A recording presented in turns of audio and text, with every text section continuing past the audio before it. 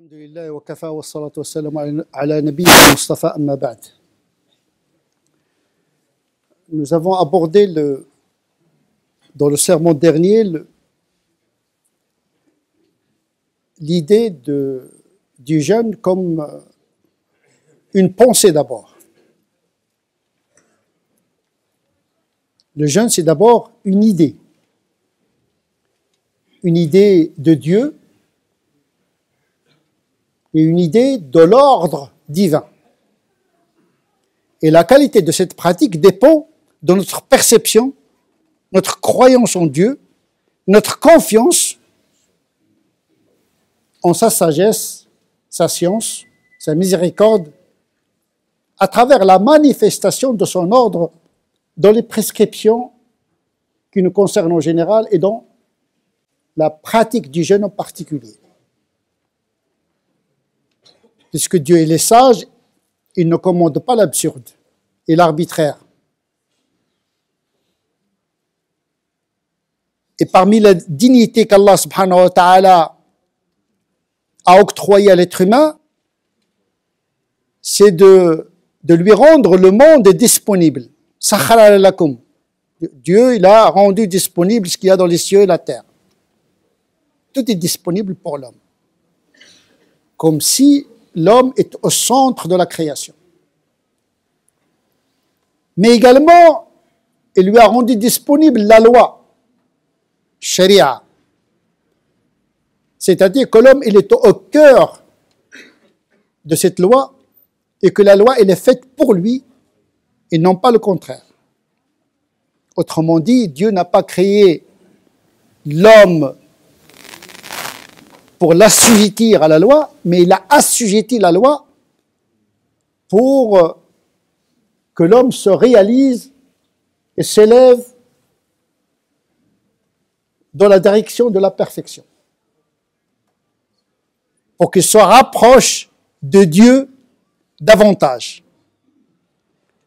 Et donc, ces deux idées sont des déterminants de la qualité de la pratique du jeûne. C'est-à-dire, qu'est-ce que tu penses de Dieu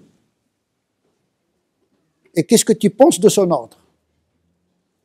Bien sûr, beaucoup de musulmans ne pensent même pas la chose, parce qu'ils disent, voilà, je jeûne, c'est tout. C'est comme ça et pas autrement. C'est-à-dire, bête et discipliné. Je suis musulman parce que je suis musulman. Je fais la prière parce qu'il faut faire la prière. Donc le sens disparaît complètement dans les pratiques. C'est-à-dire, ce sont des pratiques qui ne sont pas intelligibles, ni lisibles. Donc, il n'y a pas l'appropriation. Le croyant ne s'approprie pas la pratique, mais il la subit. Donc, il y a deux manières. S'approprier la pratique ou se soumettre à la pratique au lieu de se soumettre à Dieu. Ce que j'appelle, moi, la nomolatrie, l'adoration de la loi. J'adore la prière, j'adore le jeûne. Je suis plus concentré sur le jeûne que sur le sens transcendant du jeûne. Il faut dire, beaucoup de musulmans pratiquent une pratique sociologique traditionnelle du jeûne. Ils ne s'approprient pas. Comme si le jeûne n'est pas un lieu de réflexion. Le Coran, c'est une information qui vient du ciel et qui appelle réflexion, puisque le prophète passe les nuits du Ramadan dans l'étude du Coran avec Gabriel, Jibril alayhi salam. Et donc, ce jeûne, il est basé sur une révélation qui implique la raison humaine, dans la compréhension de l'ordre. Pourquoi je jeûne? Le comment? Beaucoup de musulmans s'intéressent au comment. Généralement, les musulmans, quand ils posent la question sur le jeûne, quels sont les facteurs qui invalident, quels sont les facteurs qui valident le jeûne, ils sont plus dans le nomos, dans la loi, que dans la théologie, c'est-à-dire le sens de cette pratique. Le sens intellectuel et le sens spirituel. C'est dommage. Nous avons une très belle religion. Encore faudrait-il la comprendre. La qualité d'une pratique, c'est le discours qui l'accompagne. Et lorsque vous lisez bien le Coran, il y a toujours une argumentation qui suit l'ordre. Yuridullahu bikumul yusr, quand il prescrit le jeûne, attention, il dit, le but, c'est pas de mortifier le corps, mais d'élever l'esprit. La contrainte, elle est antinomique à l'appropriation de la pratique. Ma ja'ala alaykum fi ad-dini min haraj. Quand vous pratiquez, vous êtes mal à l'aise dans la pratique.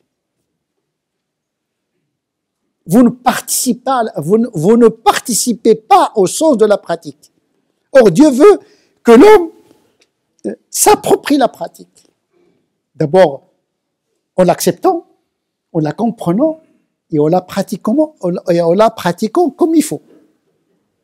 Et l'homme est le responsable. Malheureusement, le discours répandu en la matière empêche le musulman de se poser des questions. Parce que nos savants n'ont pas de réponse. La seule réponse, Dieu a dit, le prophète a dit, mais il ne se pose pas la question pourquoi Dieu a dit, pourquoi le prophète a dit. On n'est pas des moutons, on est des créatures intelligentes et Dieu veut avoir affaire avec alladhina ya'lamun, ceux qui cherchent à comprendre. Au moins chercher à comprendre. Même si on n'arrive pas tout le temps à comprendre les tenants et les aboutissants de beaucoup de choses dans notre religion. Le jeûne du mois de Ramadan, c'est un moment de quête et de recherche également sur le sens. Donc nous avons souligné le fait que le jeûne, c'est d'abord une idée de Dieu, une idée de la charia, puisque la croyance, c'est pas seulement croire en Dieu, mais avoir une bonne croyance dans son ordre. C'est-à-dire que la création et la révélation, les deux procèdent d'un même auteur dans la qualité essentielle, rahma, la miséricorde. Il faut voir la miséricorde dans l'ordre, la justesse et la justice, la sagesse, qui est le contraire de l'absurdité et l'arbitraire, et l'intérêt, le maslaha. Donc le musulman doit chercher le maslaha derrière le jeûne. D'abord, cette maslaha, elle est incarnée dans la charia, qui s'occupe d'abord du corps. Donc la charia, elle vise à préserver le corps. Le jeûne, c'est une thérapie. Somo, tasihhu. Le premier intérêt, c'est le corps. Il faut entretenir la monture qui porte l'esprit. Et c'est pourquoi la charia s'intéresse au corps. C'est important, le corps. Pas manger n'importe quoi, qui touche à la vigilance de l'esprit, qui touche à la santé, etc. C'est pour cette raison que le jeûne, c'est une domestication des instincts pour préserver le biologique. L'abus tue le corps. Trop de nourriture tue le corps. Trop de sexualité tue le désir et tue le corps. Le jeûne est fait pour toi. Je pense que même si on n'est pas musulman, le fait de jeûner procure un intérêt pour le corps, pour la physiologie, pour le mental également, parce qu'on débarrasse le cerveau des sécrétions gastriques. Parce qu'on a deux cerveaux. Il y a un cerveau dans l'estomac. Celui-là, on le met en veille et on essaie un petit peu de penser par notre cerveau au lieu que le sang qui irrigue le cerveau ne va pas totalement vers l'estomac. Et donc, il y a une maslaha dans la charia. La charia, il s'intéresse à la pratique du corps.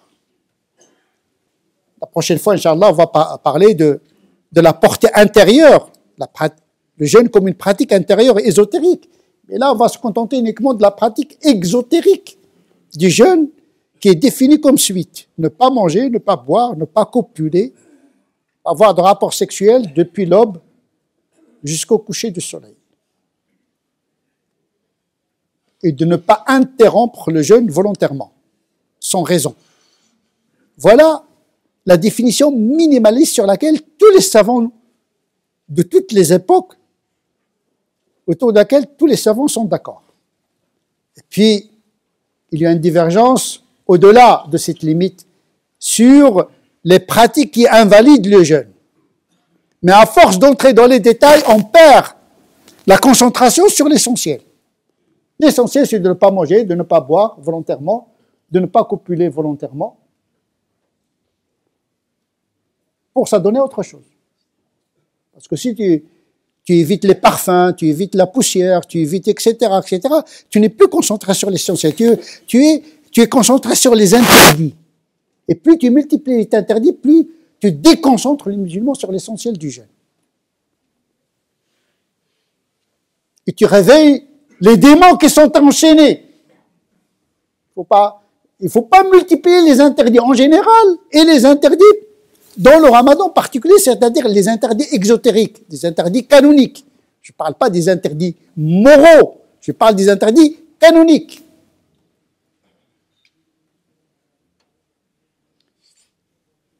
Et donc, il y a une hygiène, il y a un ordre qui vise l'hygiène du corps et la santé du corps. Malheureusement, beaucoup de savants ont ajouté beaucoup d'interdits pendant le mois de Ramadan concernant la pratique du corps. Moi, je ne suis pas parmi les gens qui multiplient les interdits, mais qui insistent sur les choses sur lesquelles tous les savants sont d'accord, pour que le musulman puisse se concentrer sur l'essentiel. Déjà, il y a beaucoup d'interdits dans le monde. Il y a des lois partout.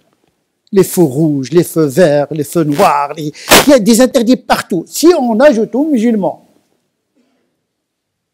alors qu'il est en jeûne, d'autres interdits qui invalident le jeûne, on n'est pas sorti de l'auberge, comme on dit. Beaucoup de femmes qui ne jeûnent pas, pourquoi? Parce que je me maquille, je travaille. Quel est le rapport entre le maquillage et le jeûne? Entre le parfum et le jeûne, il n'y a pas. Le jeûne, il est défini comme une abstinence de la nourriture et de la sexualité. Ces deux instincts redoutables. C'est déjà un exploit que de retenir ces deux instincts, qui sont la cause des guerres dans le monde depuis la nuit des temps. Concentrons-nous sur ça, pour pouvoir s'adonner à la lecture du Coran, à faire le bien, etc., au lieu de passer toute la journée à feinter les obstacles. Oui, on peut faire le parfum, il n'y a pas de problème. Pourquoi se sentir mauvais pendant le jeûne du mois de Ramadan? Il faut aller chez le coiffeur, il n'y a pas de problème. Il faut que la vie soit normale, au contraire. Il faut que la pratique du jeûne soit discrète.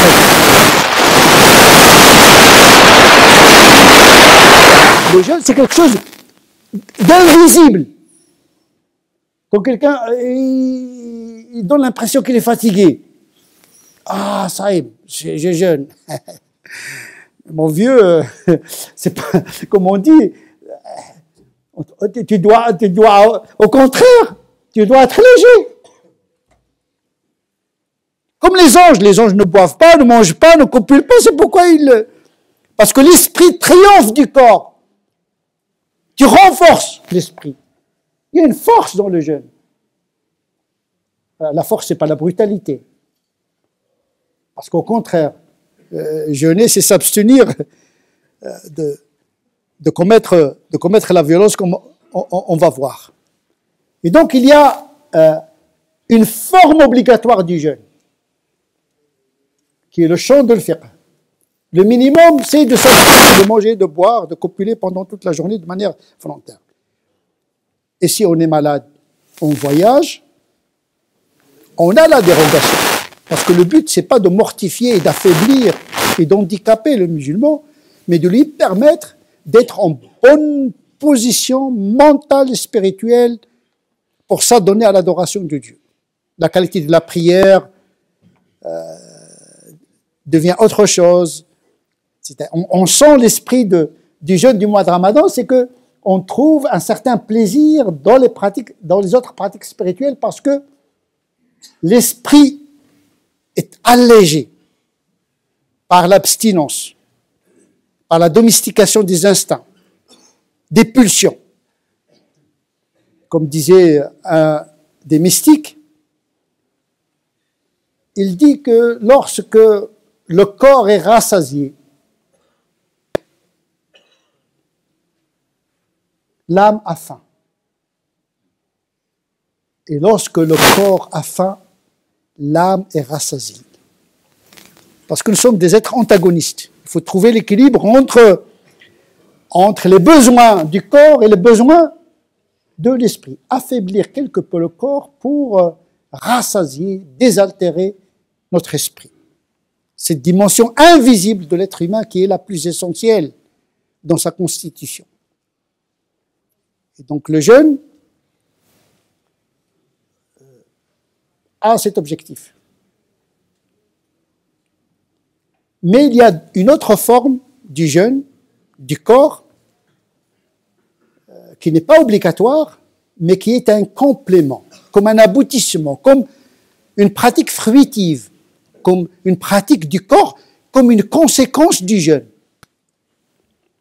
Ne pas être violent. Le prophète a dit, lorsque le musulman est en période de jeûne, que quelqu'un l'agresse, qu'il lui réponde « Je jeûne ». C'est-à-dire, je m'abstiens. Si je m'abstiens de la nourriture, je m'abstiens également de la violence.